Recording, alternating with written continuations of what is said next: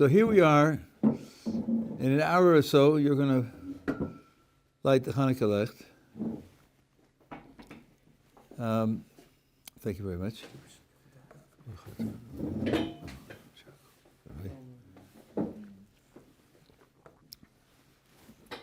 As everybody knows, Chanukah really commemorates two events. One was the war against the Assyrian Greeks and also against Hellenized Jews. To a certain extent, it was a civil war. And also, the double miracle, first of all, of finding pure oil, and then the oil was sufficient only for one night and lasted for 8 nights. Everybody knows that. Now, I want to try an experiment with you to go through the liturgy that the rabbis created for this holiday and see if it reveals any interesting features that require thought and explanation. Where does it start? So if you take a look at the Siddur on page, now this is this edition, it's 113. Let's read through the translation and pay attention to the content and see what it tells us. So this is in the gray area, in the very middle of the page, the large horizontal gray area. And for the miracles, for the salvation, the mighty deeds, victories, battles, which you performed for our forefathers in those days at this time.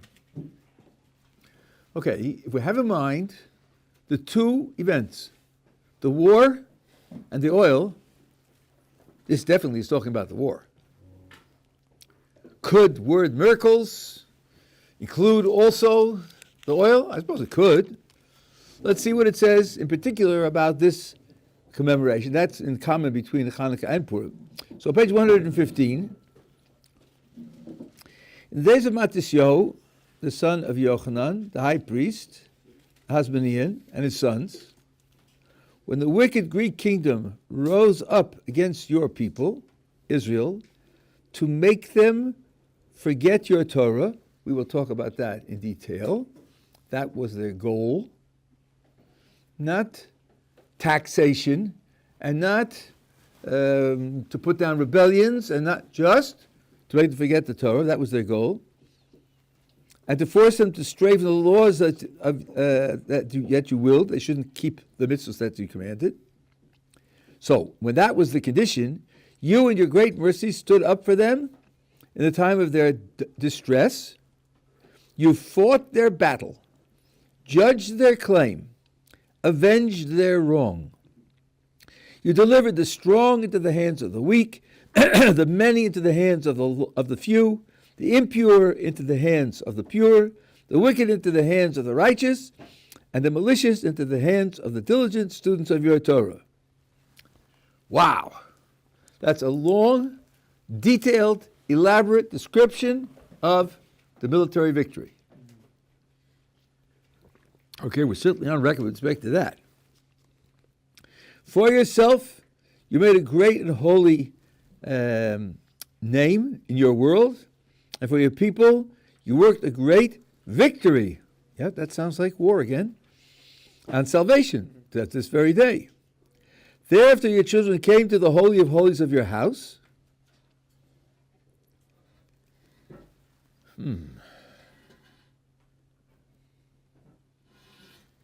Yes.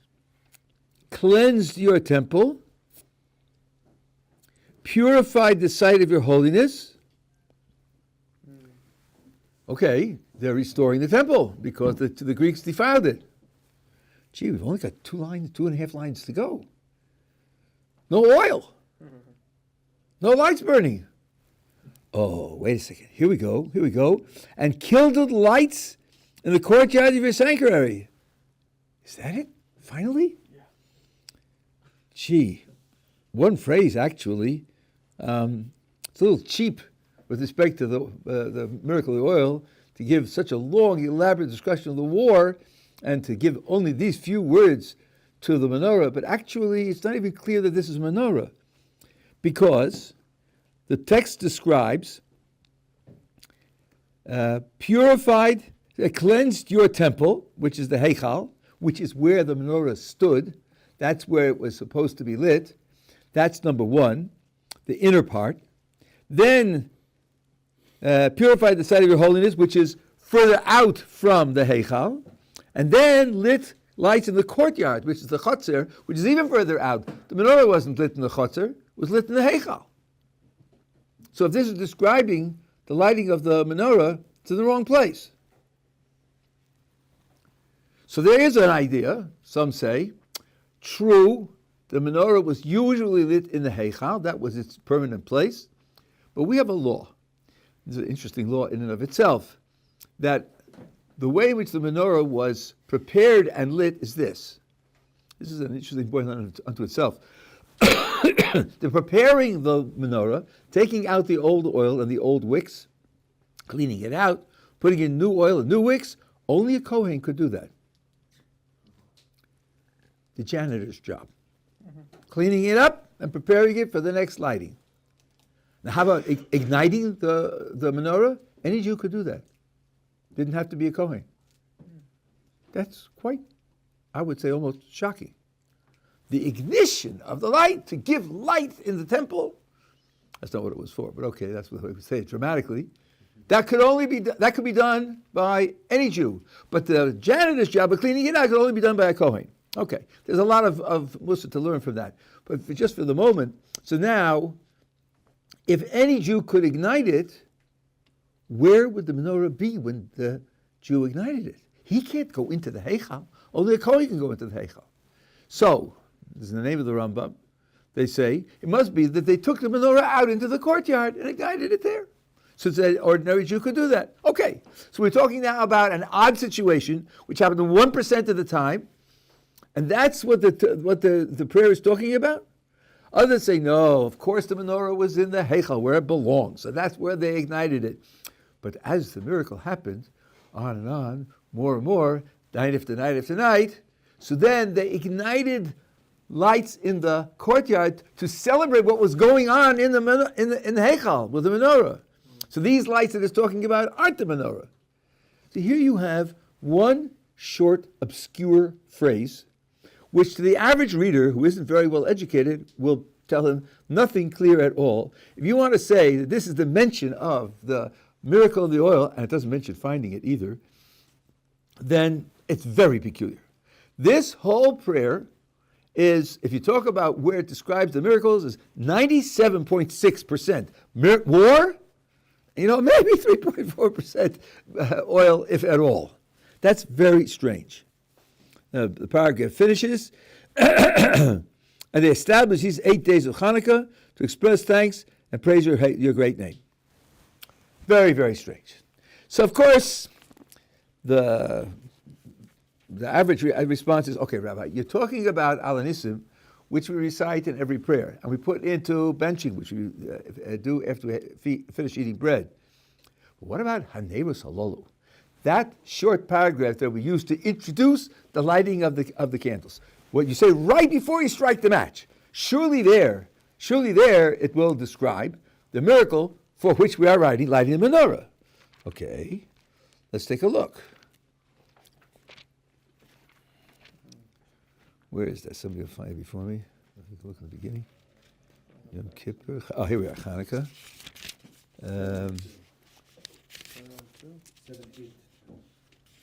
782. So let's take a look at the little paragraph we say before we light the menorah. 783. These lights we kindle upon the miracles, the wonders, the salvations, and the battles which you performed for our forefathers in those days, at this season, through your holy priests. During all 8 days of Chanukah, these lights are sacred, and we are not permitted to make ordinary use of them, but to look at them in order to express thanks and praise to your great name for your miracles, your wonders, and your salvation. Zero.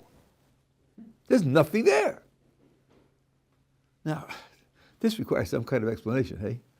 I mean, you're lighting the menorah. Are you lighting the menorah because of the battles? How does the menorah fit into the battles? The menorah you're lighting because of the miracle of the oil. And yet, the mental setting in which you light it mentions explicitly only the battles. Now, there is a deep answer to this question in the Maharal, who wrote an essay on Chanukah. I'll tell you his answer, but then we're going to need some deep background to be able to appreciate his answer.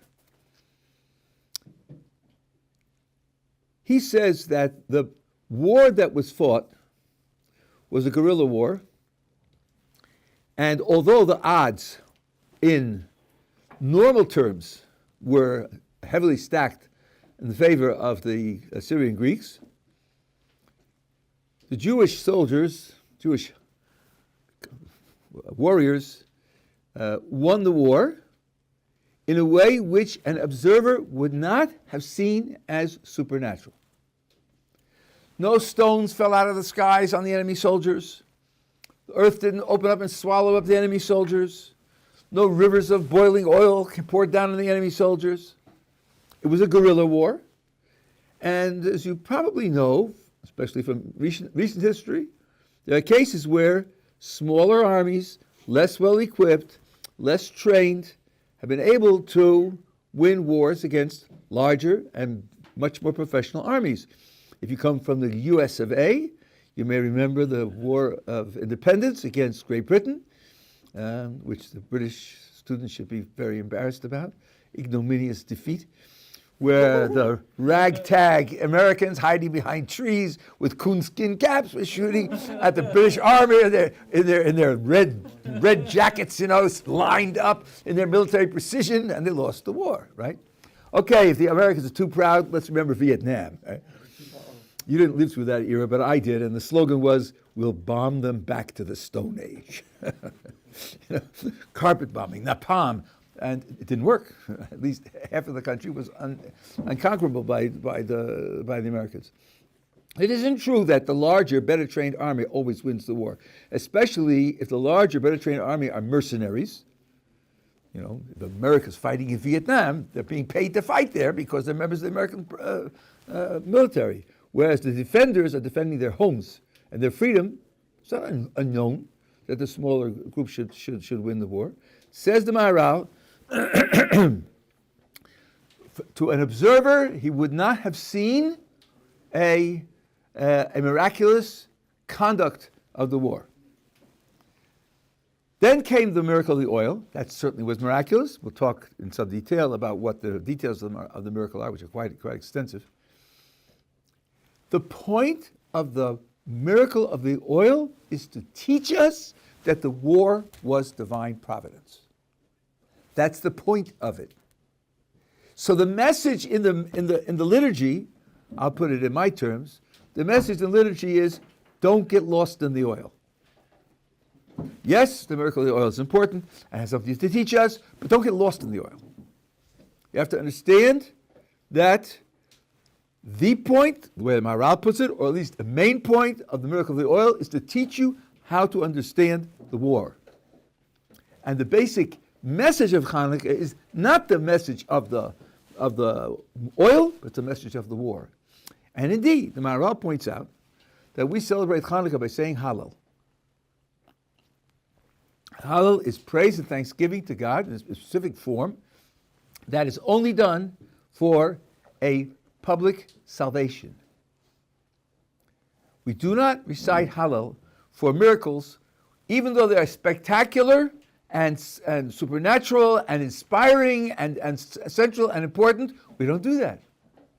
For example, when the tabernacle was inaugurated in the wilderness, there were 7 days of inauguration. The 8th day, which was the first day of Nisan, the Rosh Chodesh Nisan, service was handed over from Moses to his brother and their sons, and the presence of God visibly filled the whole tabernacle. There's no celebration of that. We didn't recite Hallel on that day. Indeed, there's a verse that says, after the golden calf, God says to Moses, I'm going to do miracles for them greater than anything they've ever seen.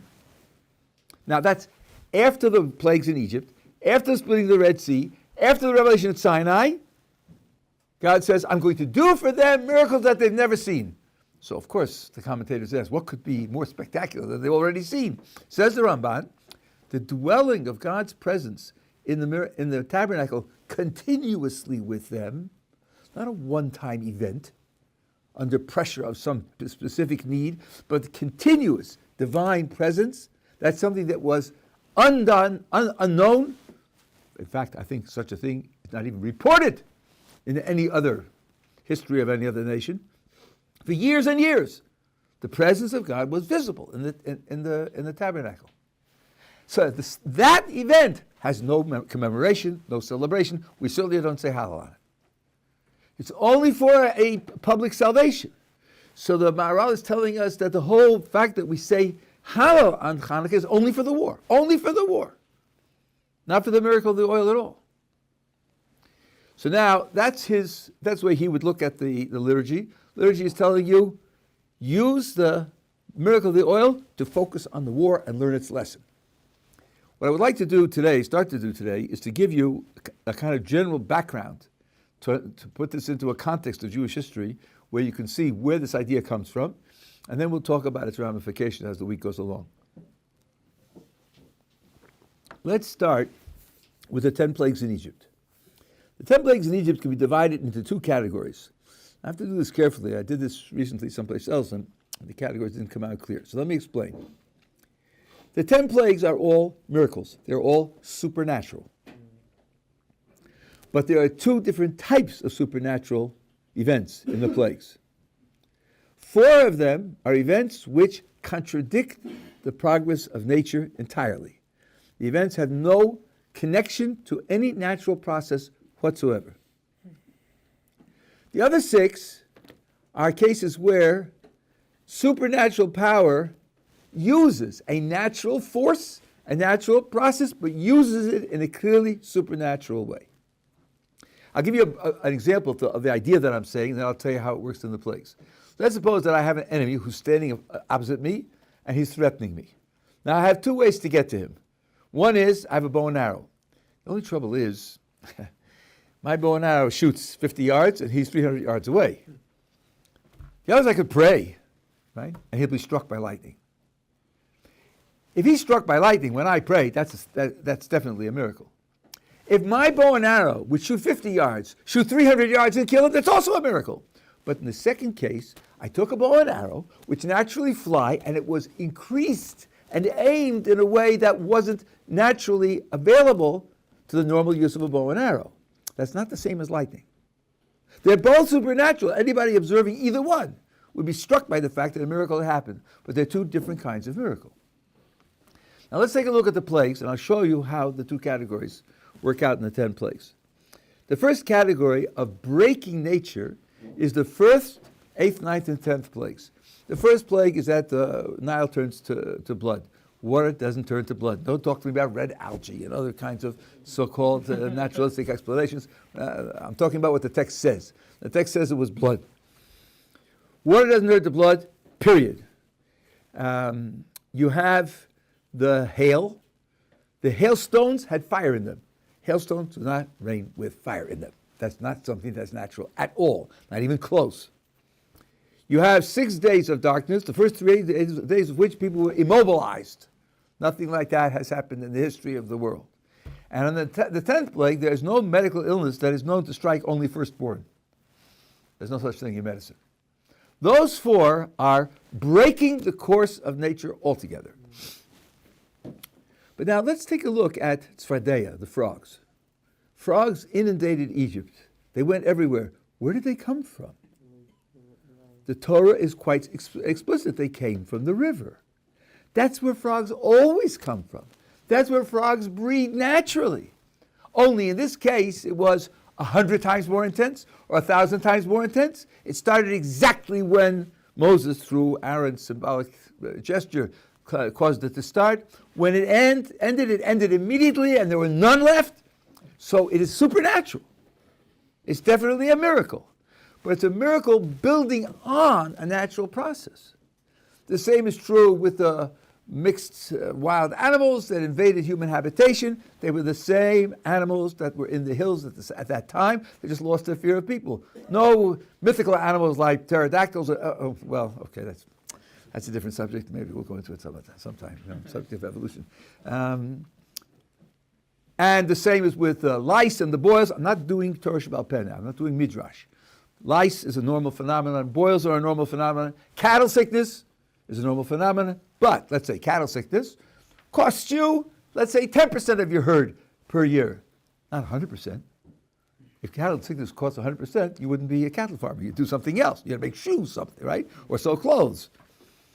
And lice and boils, some people have, some people don't. Some more severe, less severe. For everybody to have, and always all be severe, it's a supernatural enhancement of a natural process. The last one is the arba, the locusts. How did the locusts invade Egypt? The wind blew them in. That's the way locusts travel all the time. Oh, I know you'll tell me they have wings. That's for a short hop of a couple of 100 yards. Long distances they travel on the wind. Now here, the wind blew in the same direction for 12 hours. That's not natural. Same direction for 12 hours? And the whole land was covered. And then, at the end, when Moses wanted it to stop, it stopped, and there wasn't a single locust left. So again, these 6 are a supernatural enhancement of otherwise natural processes. The first 4 that I mentioned are breaks in nature. Now let's look at these miracles through the eyes of a contemporary Egyptian. An Egyptian who's a polytheist, believes in many gods. Many of them are the spirits of natural phenomena. And by the way, you should know that in ancient times, there was no exclusivity to religion. If you were an Egyptian and you believed in the Egyptian gods, you had no complaint against the Babylonians believing in the Babylonian gods, because they're all real. When there's a war between 2 countries, it's really a struggle between their patron gods. If country A defeats country B, that means country A's gods, at least temporarily defeated country B's gods. But they're all real. If you're an Egyptian, you went to Babylon, you offered sacrifices to Babylonian gods, because otherwise you might get hurt in Babylon, because that's where the Babylonian gods have their sway. That's the way they looked at things. Now let's imagine an Egyptian looking at the plagues that broke nature and how he would respond to them. So the Nile goes to blood. That's pretty serious. The Nile is one of their big gods, one of the important gods, right? But notice that after the plague took place, the Jewish God didn't hit the Nile again, did he? No, because now the Nile's on guard. He probably stabbed him in the back when he wasn't looking. But now he's on guard, and the Jewish God's afraid. He's not going to do that. And every plague lasted a week, and then there were 3 weeks off. So probably the Jewish God is resting up. It was a big effort. So now until he gets to the next thing, right? Now, speaking for the Egyptian, we've been enslaving them for 90 years, punishing them and torturing them for 90 years. If you had asked me yesterday, do the Jews have a God or gods? I would say, sure. Every country has gods. The Jewish God or gods important, significant? Certainly not. We've been kicking them around for 90 years and there's been no reaction. So our gods are in charge and in control, and their gods are weak and inefficient. Oh, this has taught me something now.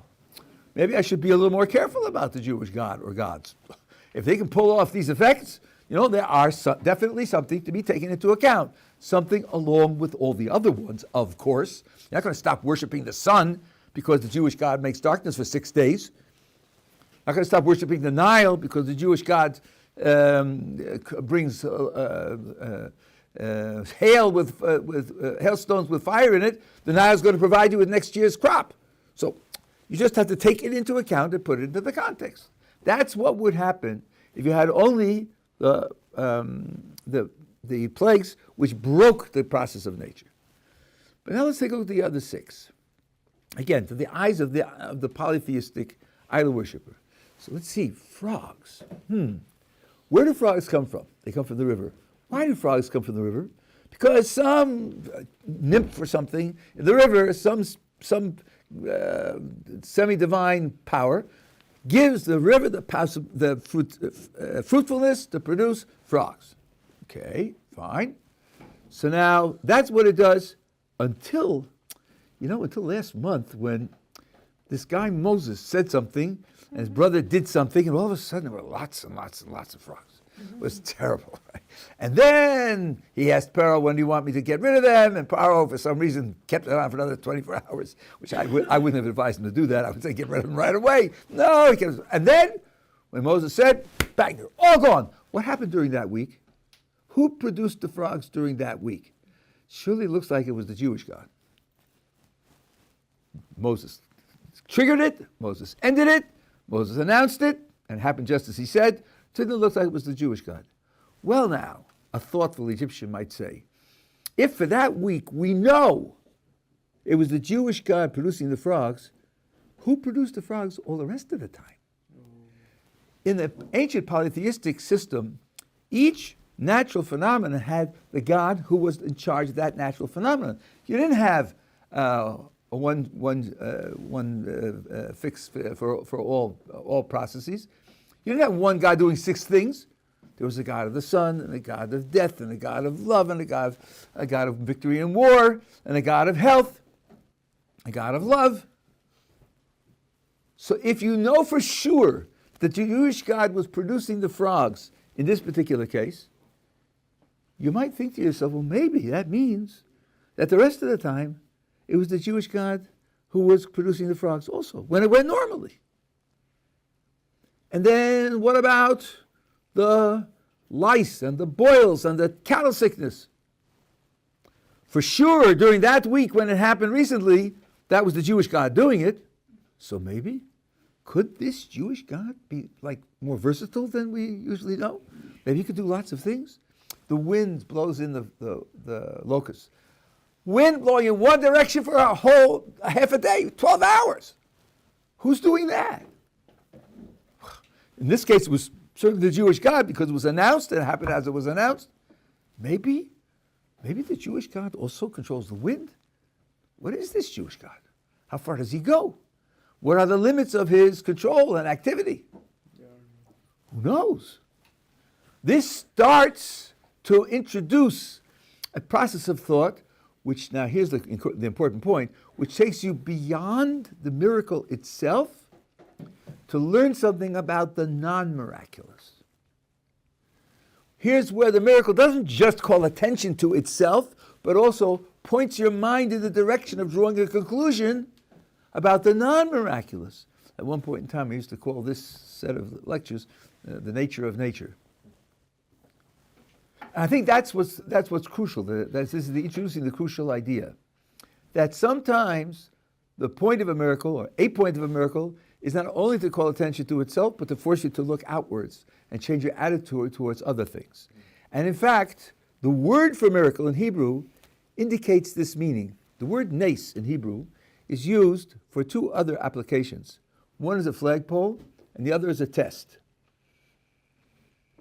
Let's ask what they have in common. It's like Miller analogies on the SATs, which who knows whether they still do them anymore, or whether they matter. Let's take, for example, a test. What does a test do? Say, I make pottery. Here's my pot. This pot is very, very strong. I charge a high price for it. And you say, I don't believe it's so strong. You want me to buy? Prove it. I say, watch. See this hammer? Bang! Not a dent, not a crack, nothing.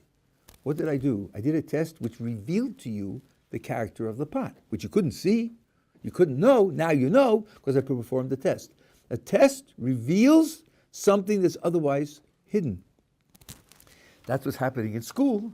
When you're given a test, the teacher cannot look at your skull and see inside what's going on in the folds of your brain, if anything.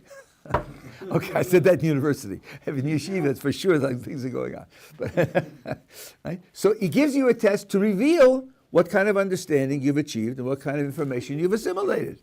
That test makes visible what is otherwise hidden.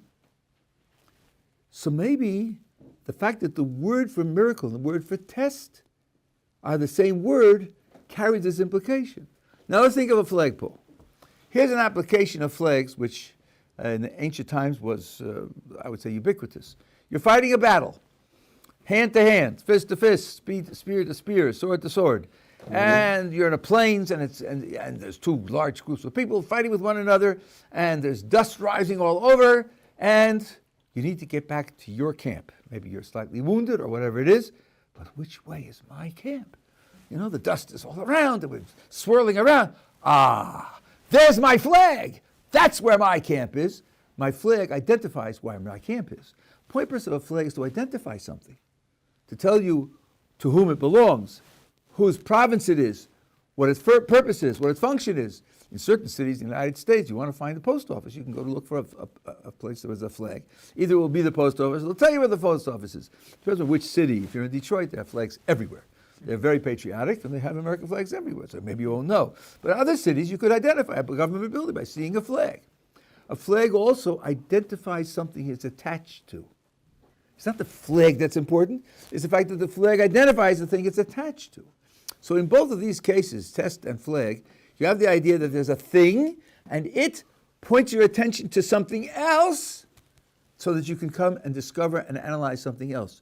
This is the character of miracle that I'm pointing out, that some miracles have.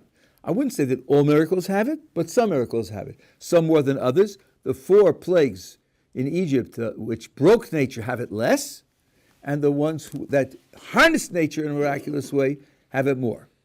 Are we together so far? Yes. Yeah. Okay. Now, the next step in this development is a miracle of Purim. And with that, I'm going to give you a detailed description. That's what I'll end today. Tomorrow, I'll apply this to the miracle of Chanukah. Let's imagine the stories in Megillah Esther, the book of Esther. Let's imagine living through them and analyze how we would respond, how we would react, how they would affect us. It starts with a great banquet, a 6-month bash. They knew how to party. Even Los Angeles, they could take a lesson or two, I think. and on and on. And the end of the 6 months is an extra week for the people who are in Shushan, the capital. And the king is drinking with everybody else. And then at the end of the 7th day, when heart is merry with wine, he calls for the queen to make an appearance, an abject, obscene, disgusting appearance. And she, being the granddaughter of Nebuchadnezzar, says, "No, get lost, sonny. You know, you think you're king? I'm queen. You're here by my leave." So she rebels against him, and he's stymied by this challenge, and his trusted advisor explains to him how to spin it as a feminist issue and come out on the side where all the men will be on his side. We'll get to that when we come to Purim. We'll talk about it in detail. And he's successful, and she's dismissed from being queen. That's what it says in the text. The oral tradition says she was killed. And he's freed of that burden, and his kingdom is clear. Now, let's say you lived through that. What would you say? Listen, these are Oriental potentates, and they live the way they lived. They have their debauched ideas, and they have their petty crimes and jealousies and so on and so on. Nothing new here. It's just a normal political intrigue. Okay, now there's a talent search, or a beauty search, I should say, rather, for a new queen, which goes on for like several years. And Esther is chosen. Is that a miracle that she's chosen? What's the probability that Esther will be chosen? Very small, right? Yeah, but that's true for every lottery ticket. Probability that this person will win is very small. It doesn't make it a miracle, because a lottery is a process which produces an improbable outcome. Produces an improbable outcome for sure. It's made to produce an improbable outcome. It's not a miracle that an improbable outcome takes place. This was like a lottery. It's woman after woman after woman after woman, till he finds the one whom he wants. And that takes a while.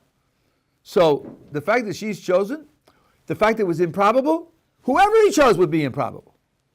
So that being the case, it's not something which you have to regard as a miracle. Then, by the way, she kept her identity secret. Some people want to say that that's a miracle. Jews are not talking. Jews are not, talking it up and analyzing and publishing Instagrams and so on and so on. That itself would be a miracle. Okay. Then Mordechai overhears 2 people plotting to kill the king.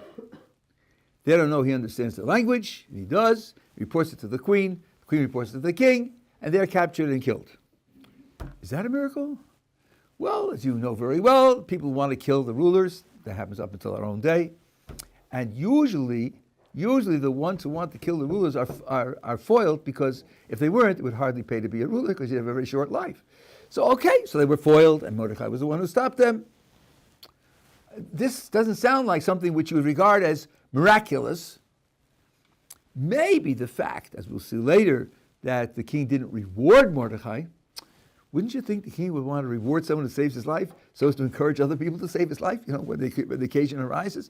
Maybe, but don't forget that Mordecai is a Jew. The Jews at that time, the king had 127 provinces, although which were provinces. They had their local government, they had their local integrated institutions, and then the power of the Persian Empire was such that they had to pay taxes and be subject. The Jews were a scattered, conquered, defeated minority, minorities everywhere. So it could be that rewarding a Jew just was beneath his notice to do.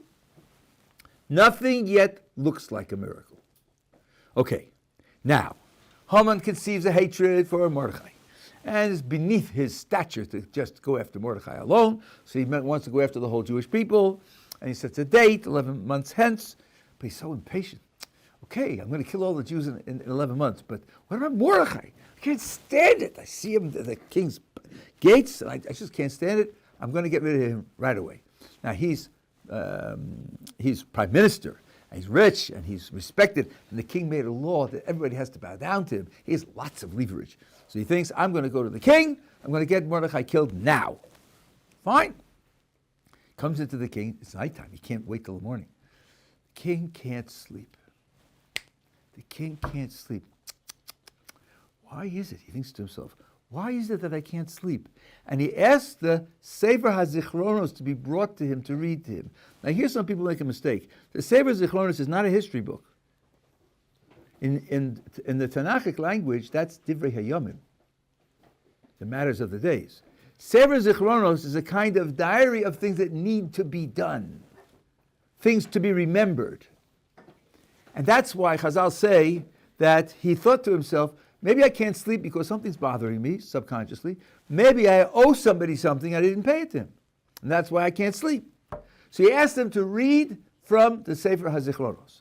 And the page, whoever it is, starts to read. That just happens to be open to the incident 4 years before when Mordecai informed Esther about the plot against the king's life. The king's life was saved. Just happened to be open to that column. Not page, they didn't have pages in those days. They had scrolls. Okay? So open to that column. This thing has years and years of material in it. Just happened to be open to that column. King thinks, wow, did I reward Mordecai for saving my life? No. Something has to be done for Mordecai. Who's in the courtyard? Oh, Haman is in the courtyard, coming in to tell the king to hang Mordecai. Isn't that deliciously ironic? He's coming in to tell the king to hang Mordecai. The king now has this stroke of conscience. He's got to reward Mordecai. So Haman comes in. The king says, if the king wants to honor someone, what should he do? And Haman thinks it's for him. So he makes up a whole elaborate procedure. And the king says to Haman, do it to Mordecai. I think the reader who's well read and who understands literature at this point is going to say, no, this isn't realistic. This isn't realistic. The rest of the book up to here, I can understand, I can relate to, but this is utterly unrealistic. This is too contrived. This didn't happen, this couldn't have happened by accident. That's the point. That's precisely the point. At this stage in the book, you realize this couldn't have happened by accident. Quite right. This is clearly a miracle. This was contrived. There's an intelligence behind this. And then, the plot is against the Jews. The queen happens to be Jewish, right in the place to be able to save the Jews. So at this point you say, okay, now I see definitely divine providence is at work. Now, here's the point that I want, is the following additional reflection. So now go back and think about the beginning of the story. If Mordecai is saved by the fact that 4 years ago he reported the king's danger, and the plotters were killed, and now The king realized he didn't reward Mordechai. Was that all accidental 4 years ago? Was that just normal politics? Maybe not, because it set up this condition where Mordechai could be saved this way.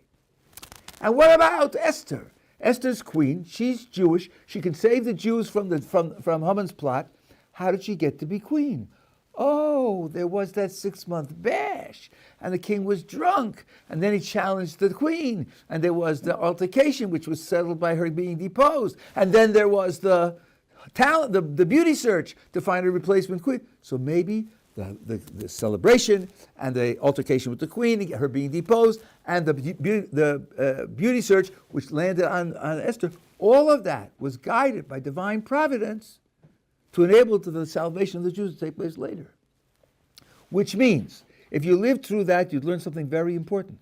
That when you live in the world and events take place, and to your eye and to your experience at the time, these events look quite natural, quite unguided, quite accidental, quite mechanical, maybe that's wrong. Here, if you had lived through it, you would say, wow, I myself experienced the fact that this isn't unguided. It isn't accidental. It isn't arbitrary. It's guided, and I didn't see it. Well, we have a word for that in Jewish learning called binyanav. You say to yourself, if in this case I know for sure I made that mistake, then the rest of the time I also might be making that mistake. Other events that look unguided and natural and accidental may in fact be guided. Only in this case, HaKadosh Baruch Hu showed me the end of the story, and the other cases I haven't seen the end of the story yet. So again, you're getting this process similar to the process of the 6 plagues in Egypt, where when you reflect on the fact that the Jewish God was in charge of the frogs this week, maybe he's in charge of the frogs the rest of the time. Here it's more dramatic. I think it's more dramatic and more powerful. You yourself lived through the events, you interpreted them as natural, and then you discover that they're not natural. That's the process that we're talking about, where the miracle calls attention to the nature of the non-miraculous. Now, just for those who know a little bit, the word miracle has 2 meanings, and I'm going to distinguish those meanings tomorrow or the next day. So if there's a little unclarity in your mind, it belongs there. So you have to understand what the word nes means. But in the meantime, this is the background for what we're going to talk about tomorrow about the nes of Chanukah. That the point of the miracle of the oil was to call attention to how you understand the non-miraculous in this sense, the war, which appeared to be natural, just like the beginning events in the Megillah appeared to be natural, the war appeared to be natural, but they discovered to understand that it was not natural at all, that it was also a miracle. Okay.